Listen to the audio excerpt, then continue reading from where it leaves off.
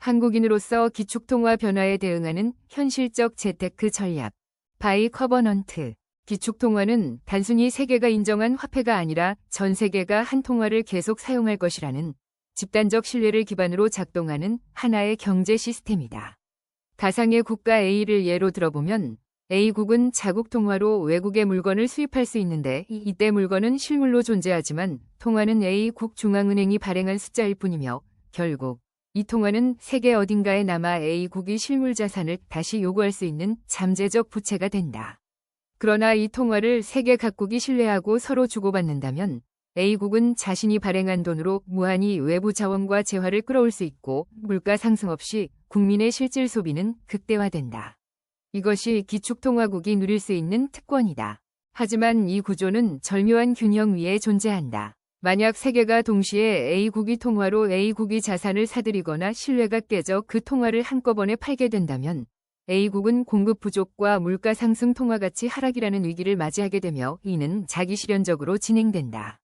통화 가치가 하락할 것이라는 믿음만으로도 실제 하락이 일어나기 때문이다. 결국 A국은 자국 통화로 외국 자산을 자유롭게 매입할 수 없는 상황에 처하게 되고 실질 효용은 감소하며 통화 가치는 더욱 하락하는 악순환에 빠진다.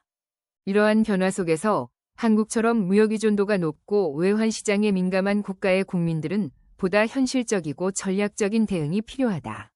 먼저 가장 기본적인 대응은 환율 노출을 분산하는 것이다. 지금까지 대부분의 한국 투자자는 원화와 달러 중심의 자산 구성을 해왔지만 이제는 유로화, 위안화, 엔화, 스위스 프랑, 싱가포르 달러 등 안정성이 높은 다양한 통화를 포트폴리오에 포함시켜야 한다. 외화예금이나 외화 MMF 같은 금융상품을 활용하고 해외 ETF 투자 시 환해지 여부를 확인하는 습관도 중요하다. 달러 비중을 일정 수준 이상 넘기지 않도록 조절하는 전략이 필요하다. 다음으로 글로벌 자산 재배분 전략이 중요해진다. 미국 달러가 약세를 보이는 국면에서는 신흥국 자산이나 자원보유국 자산이 상대적으로 강세를 보인다. 미국 중심의 포트폴리오에서 벗어나 인도, 베트남, 인도네시아, 브라질 등 내수 성장 기반이 탄탄하고 제조업 경쟁력을 가진 국가에 대한 비중을 늘릴 필요가 있다. 다만 정치적 리스크나 유동성 문제도 함께 고려해야 하므로 ETF 같은 간접 투자 방식을 활용하는 것이 바람직하다. 미국 장기 국채에 대한 지나친 신뢰도 제고해야 한다. 재정 적자와 인플레이션 우려가 높은 상황에서 장기채는 금리 리스크에 크게 노출될 수 있으며 특히 달러 장기채 ETF를 연금용으로 보유하고 있는 투자자라면 이 부분을 점검할 필요가 있다. 중단기 국공채나 팁스 같은 물가연동채, 그리고 환해지가 가능한 글로벌 채권형 펀드 등으로 비중을 옮기는 것이 상대적으로 안정적인 선택이 될 수 있다.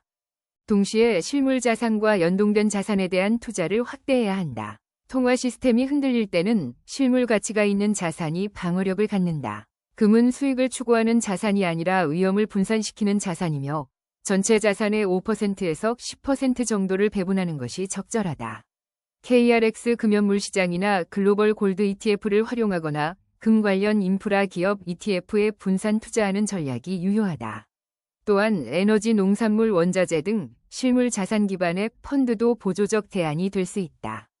국내 자산의 경우 방어적인 성격을 강화하는 방향으로 재조정이 필요하다. 경기 민감주보다는 필수 소비재, 배당, 우량주, 공공서비스 관련 종목 등이 상대적으로 안정적이며 지정학적 리스크가 큰 한국 경제 환경에서는 일관된 수익을 창출할 수 있는 기업에 대한 집중이 유효하다.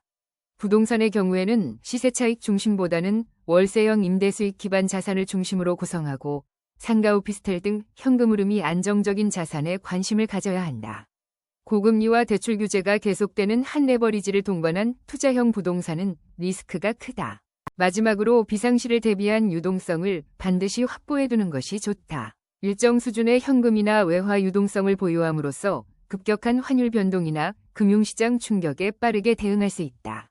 외화 MMF와 정기예금으로 나눠 운용하면서 환차손을 방어할 수 있도록 유연한 전략을 취해야 한다.